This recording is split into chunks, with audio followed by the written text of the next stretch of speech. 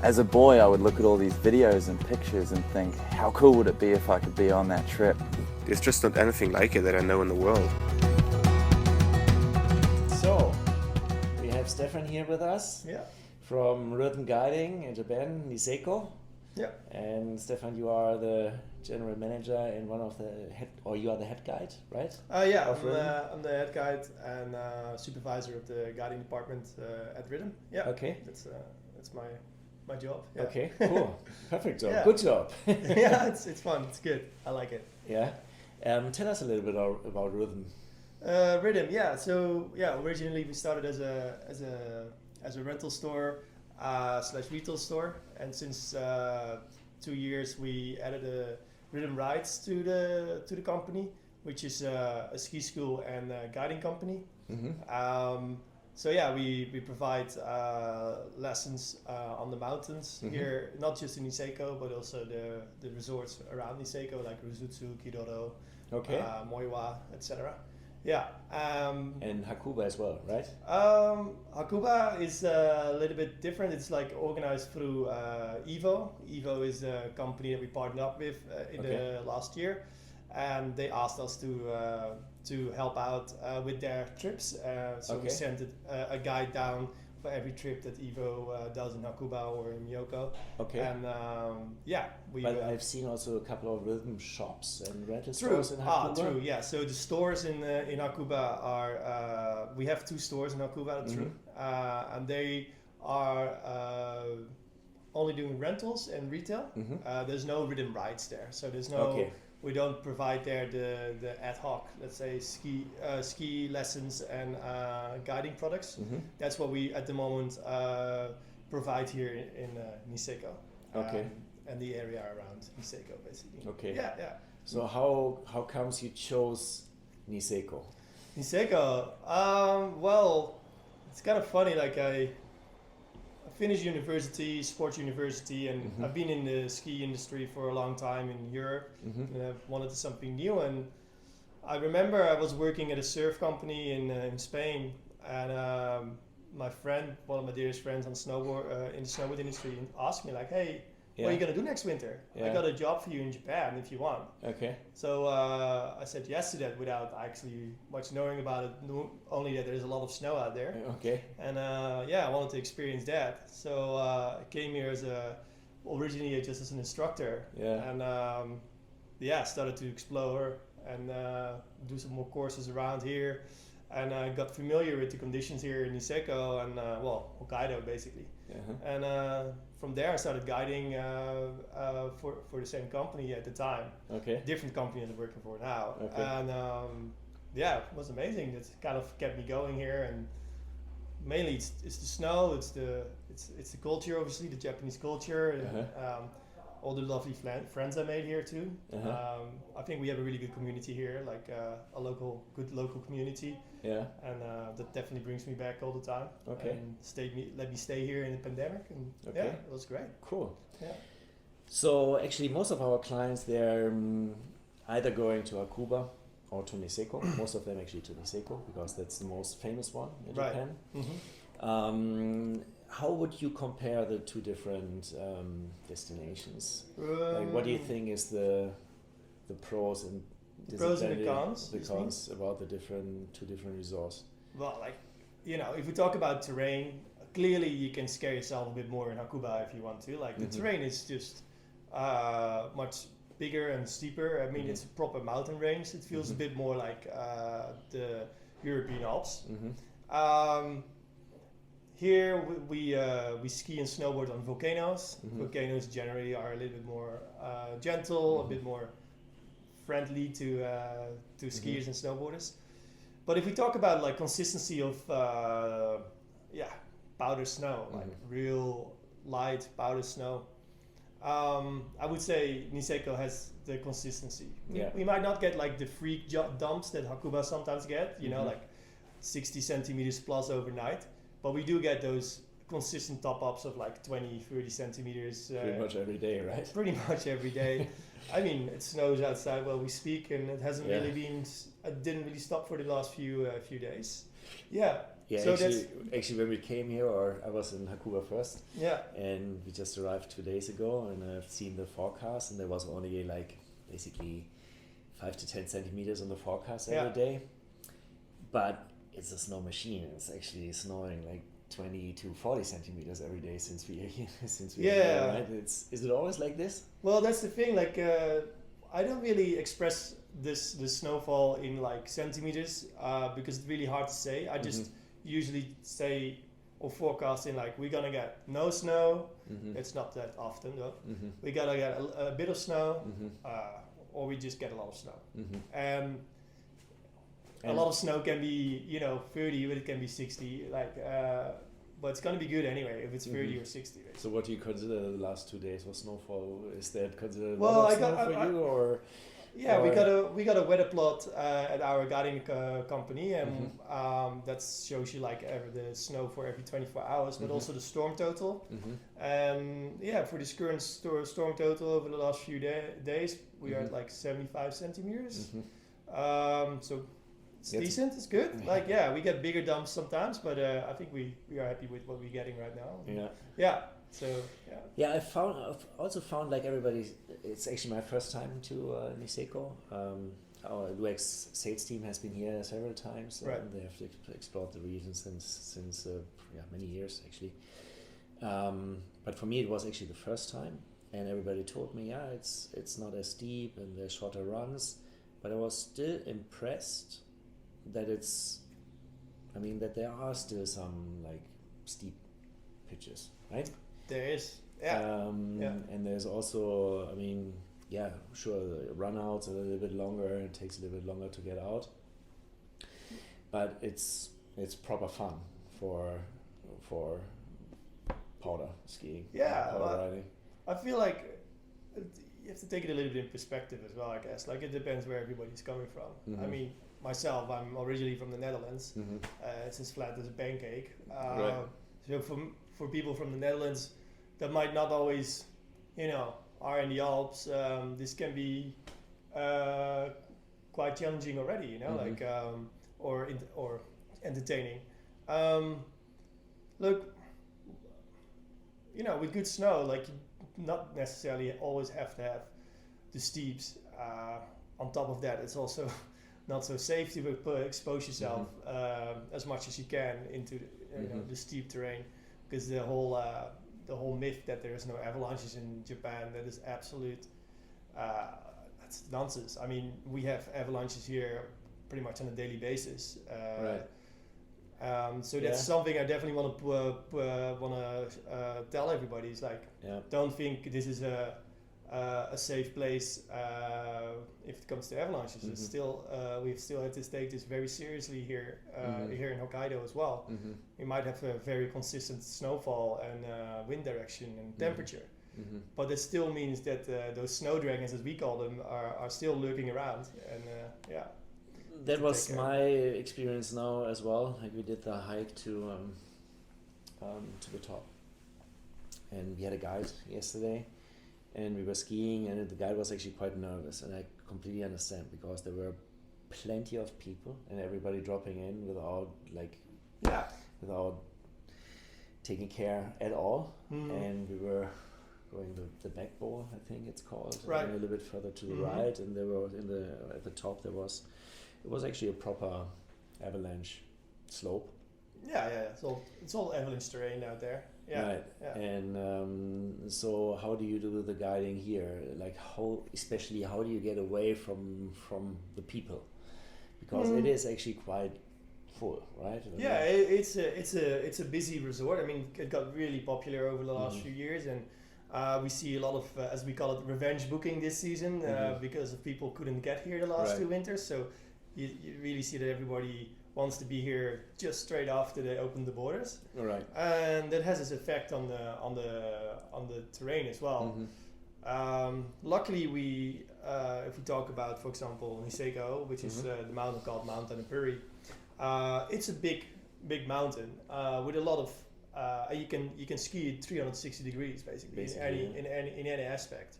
So there's a lot of terrain to cover, and if people are willing to go out and find those hidden gems. There's still a lot to explore, which is not where the general public is going to, because they don't know of it. Okay. I mean, local knowledge here in Hokkaido is very important. Yeah. Not just for keeping you safe, but also to find those little gems. Right. Obviously, we are not all super eager to give everything away, but Sure. I mean, if you go out with the right people, with the right guides, they will keep you safe, and they will also bring you to the places where there's gonna be a lot of snow left, and good powder runs basically. Yeah. So if we hired you, I mean, sometimes we do. I'm out there. Yeah, you can see it in my face. I think I'm out quite a lot. It's a proper snow bite, right? 2 days ago it was -30 with 50k winds, and we kept hiking for about 2 hours to get to where we wanted to come, and like a place where nobody was. And I had to pay a little bit for it, but it was definitely worth it. Okay. Yeah. Cool. Yeah. So if we hire you for our guests, and they are proper skiers, and they're definitely one of their main concerns, like basically everybody who comes to Japan, they want to have like untracked JaPow, right? Yeah. Would you be able to find that for them if they're willing to hike a little bit? Yeah, like if you know the conditions have to line up first, it's safety first. So if I feel comfortable with the snowpack on the day, and I feel comfortable also with the general level of the group, I mean that's another factor that we have to take in consideration. Sure. Like, solid skiers, fitness has to be on point, gear has to be on point as well, and if we all start to know each other, then we definitely can go to places where we won't see other people around. And so you would share your secrets then? I would say I would like to let people experience how it is to ride in my boots, basically. So that's kind of our vision as well. Like we would like everybody to ride in our boots and deliver an experience that I like to experience myself on my day off, basically. Yeah. Okay, cool. And what does that mean? Like, I mean, the major runs and all the gates that are here, whatever, gate number 4, 5, or 6. They're quite popular already. Yeah, like everybody drops in there. There's actually a big line. And basically, so from what I've seen the last 2 days is that you have to be either first or it's all tracked, basically. I'm not completely agreeing with you there. Maybe. I don't have a lot of experience here. I think there's definitely a lot of people hiking up at the same time. But there's also a lot of people dropping down at the same place. And as I said, like there's a lot of terrain out there. So if you know your way towards the left, and everybody goes towards the right, you will avoid that traffic. Okay. But what does that mean? Does that always like require you to basically skin out, or no? That doesn't. It's not necessary. Not always. Yeah. You know, it all depends on conditions too. I mean, like how much snow do we get? Is it a bluebird day? Is it a day where you don't know where you're going because it's a whiteout? But if you have the right guide with you, he knows where you're going. Even in a whiteout, right? Even in the whiteout, and then it's not far that you need to go to get to those places that as soon as you get to the trees where the whiteout doesn't matter anymore, you're fine. It's decision making. So how many person per group do you accept? Our groups go up to 5 individuals per guide, and currently you can only hire a private guide. So we won't we don't provide like a group setup where we have a group available where people can sign up for, and then kind of like share the guide. So basically it must be a group that is coming together. And so what we try to eliminate there is that there is a big difference in skill level, which will also make then a big difference in experience. Sure. The experience is the most important thing. Look, I don't want to go out with people that I don't know.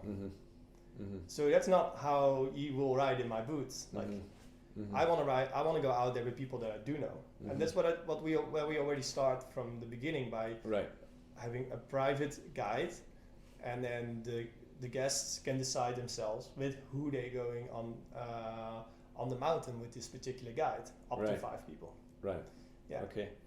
How much is it to hire a guide for a day? So we have 2 different type of products. The Niseko guiding for a full day is at the moment at 65,000 yen for the day. So that's roughly 450 euros a day. Yeah, with the currency at the moment, I would say Just around roughly. that. Yeah. This is including obviously the guide, but also it includes the avalanche gear and not the avalanche backpack, not the airbag, but definitely a normal backpack with the probe, transceiver, and the shovel. Okay. That's included in the price. Right. And then we have we call it day trip guided tours, where we will go to different resorts where they have gates as well, or really good side country. There's a transport included, and the day also lasts a bit longer. And we still have obviously the safety equipment included. This is we offer this on 80,000 yen per day. And then we do the backcountry tours as well, which is all on tour skis and split boards. So no lift access. And this is the same price. Do you do a Yotei? Yotei zone. Yeah, we go under the right conditions with the right guests that we know. We go up that mountain as well. How long does it take? It depends a little bit on the group. Like I have groups that I go up with, and within 4 hours we're up there. But they're very experienced, and the conditions are lining up really nicely. Sometimes it's a slog. Sometimes it takes over 6 hours to get up to the crater. It depends really on the conditions and on the group. Yeah. Right. Yeah. Right. And obviously proper equipment helps as well. Yeah. Yeah. In terms of safety protocols, like what do people need to expect here? I mean, it's obviously probably harder if you get in trouble here than in the Alps, where you have a lot of safety protocols and helicopter rescue and all those things. How does it look here? Yeah, over here, you're a little bit more on your own. So at that point, it's really, we all advise to go with a guide to make sure you don't get in trouble in the first place. Yeah. So if it comes to like moments that people get injured, because that's actually the main problem here in the backcountry, people that get injured and are not able to are not stable enough basically after their injury to get out by themselves. Right. That's where we start our own protocols first to make sure to stabilize the victim, and first try to get this person safely out with our own within our own organization, because this is just a quicker and at the end a more safe procedure. Because you're so exposed by the elements here. I mean, it's very cold here, and weather can change real quickly. But if that's unfortunately not possible, then we will definitely call in the authorities of the mountain safety here in Hokkaido, and they will come and help. How would they get the victims out of the backcountry? That's really depending on the situation. In 1 meter fresh powder. Yeah, exactly. So it's really depending on the situation. Like, especially first of all, like where it happened, what's the injury, is there an avalanche involved, how far are we out? That all depends on that. Like helicopters are pretty rare here to use, just because of the terrain and the weather. Like it all sounds very like dramatic, always like helicopter, etc. But at the end, it's a lot of risk to use a helicopter to pull somebody out of the backcountry that's injured. Right. Especially with low visibility that you have here. Most of the time. A lot of wind. We have a lot of skiing in tree lines as well. So there's not like in the Alps where there's a lot of things happening in the Alpine. There's not much place to let this helicopter lands safely. But do you have helicopter rescue here? Is It that happens. It happens, but it really depends on the situation. And are there helicopters based here, or would they need to fly in from somewhere far? I would say it's not like that they're on the base of every mountain, Right. but they are in like a range close enough to act if necessary. Okay. But once again, they take a lot of things in consideration before they let the helicopter fly, basically. Right. Yeah. So first thing, you would try to get the people out yourself. Yeah, exactly. And that's what our guides are all trained for. Mm-hmm. And where we actually spend a lot of time behind the doors. We spend a lot of time training this. Yeah, and also we continue this throughout the winter, that nobody is like start to slack, basically. Is there kind of a association that you need to comply with for rescue standards and rescue protocols? Look, we don't.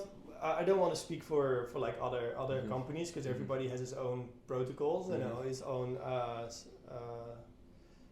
like level the standards that they want to have if it comes to first aid or like first responding. Mm-hmm. But yeah, definitely at Rhythm we like to see everybody having a wilderness first aid responder certificate, and also one that's up to date. Mm-hmm. And then besides that, we train on a regular base scenarios, and everybody has everybody within the team has his own like specific parts of first responding that are really strong at, and it's good to share that knowledge with each other and basically get everybody on a higher level of first responding. Right. Yeah. Cool. Going one step back again, like escaping the crowds, do you offer cat skiing? We don't. We don't offer cat skiing, but cat skiing is definitely around. There's multiple cat ski operations. So if people are interested in cat skiing, there's So enough you could opportunity. organize that as well. We rather pass this on to the actual cat ski operations and let them organize it directly with the guests. We think that's better for everybody's experience, basically. Okay. Ourselves, we believe in more in like the backcountry experience, either using lift access or earning your turns by going up on a spitboard or on a tour skis, and have that and have that experience as well. How it is to basically earn your turns, basically going up there on your own power and like embrace the nature as well, because it's super beautiful. I mean, I find it amazing to walk up and wind down a little bit and breathe everything in and like realize where you are, because it's a beautiful place. Yeah, it is. Yeah. For sure. I mean, it's wonderland, huh? You go through the woods here and through the trees and yeah, it's amazing. Yeah. Then comparing dining, nightlife, Hakuba versus Niseko, can you tell us a little bit about this? Yeah, so I have a bunch of Japanese friends, and they actually always are very big on the nightlife in Hakuba. They say that the Hakuba nightlife is very strong, and a lot of famous Japanese DJs go over there because it's quite close to Tokyo. But I must say that there's a lot of things going on here at night as well. There's a big nightlife here too. But there might be not so.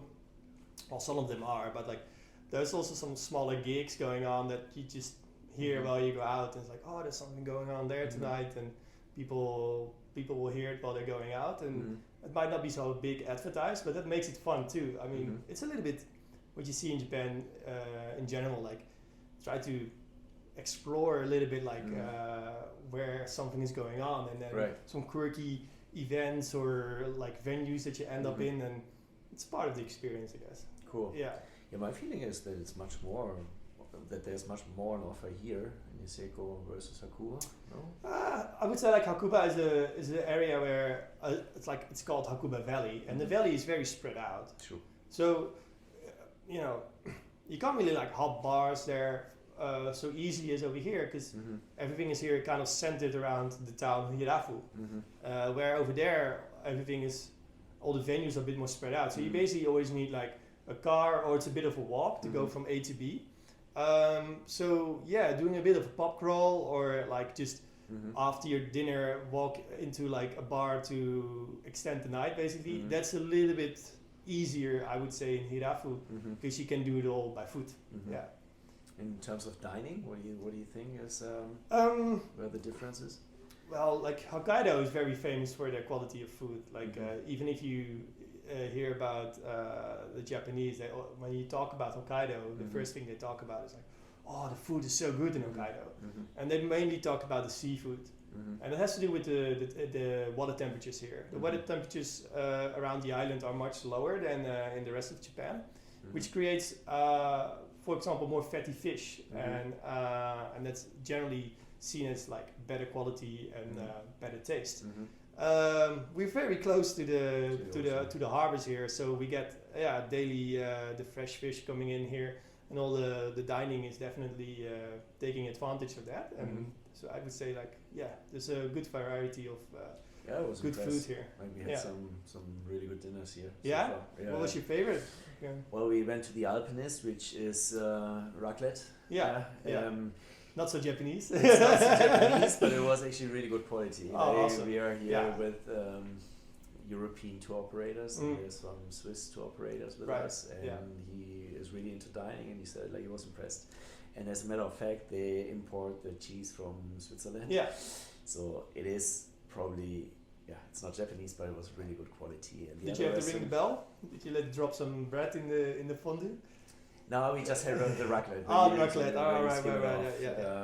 The melted cheese, and then yesterday we went to one of the barbecue places where you have a little barbecue on your dinner table. The Genghis Khan. So like did you go there? I forgot the name. It's just down here. Yeah. So was it lamb meat? Or like no, it was a lot of beef. A lot of beef. Right. Nice. Different cuts of beef, and it was like amazing. And then Japanese style of awesome. preparing it, and with miso spread and like spicy and proper fine dining. It was really really good. Nice. Excellent. That's awesome. Yeah.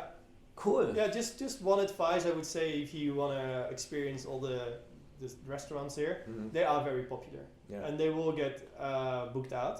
So I would always recommend to make reservations up front, and maybe even if you're not maybe even a few weeks or as soon actually when you come over here, so to make a reservation, so you make sure you got your table. Okay. Because places here have high quality food, but it means that the kitchen is not that big. Right. So they can't serve as many tables. Right.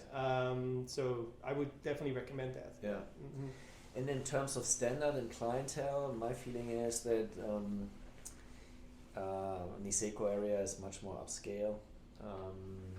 Nicer accommodation, compared to hotels compared to Hakuba. Would you confirm that, or what's your takeaway there? Look,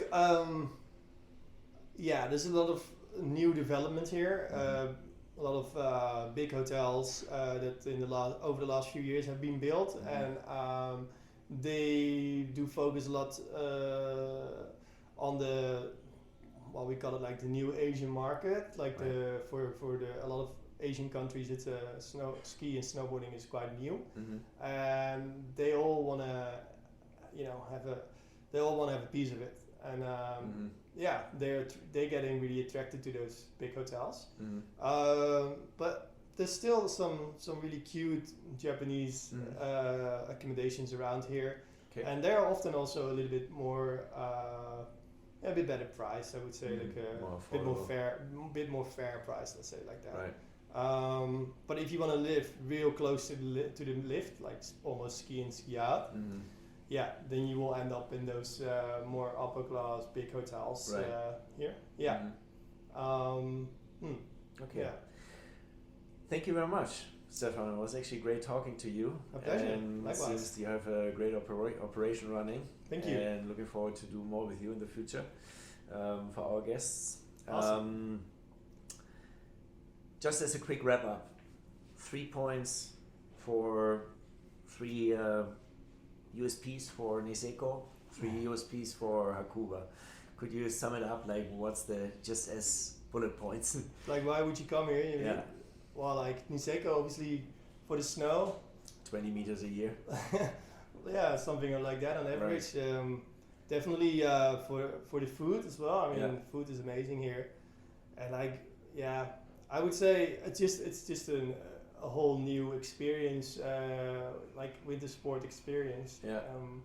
Nothing you can compare with like the European Alps, for example. So, Right. Yeah. Right. It's definitely unique. Why would you go to Hakuba? Why would I go to Hakuba? If you wanna, ride some bigger lines, feel a little bit more familiar. I mean, feel a little bit more you're like actually in mountains like the European Alps. I would definitely recommend to go to Hakuba. There will be more bluebird days as well, like nice weather days. That's definitely, if you prefer to have, besides the amount of snow, also some good weather days. I would definitely recommend to go to Hakuba. And the access to Hakuba is definitely easier. You fly into Tokyo, you take the bullet train, and you're basically there. Whereas to here, you need to take another flight. There's no bullet train here, so the journey from the airport to Niseko can be a bit more challenging. So yeah, that's definitely a plus there in Hakuba. Okay. Yeah. Perfect. Thanks for the summary. Thanks for the call. My pleasure.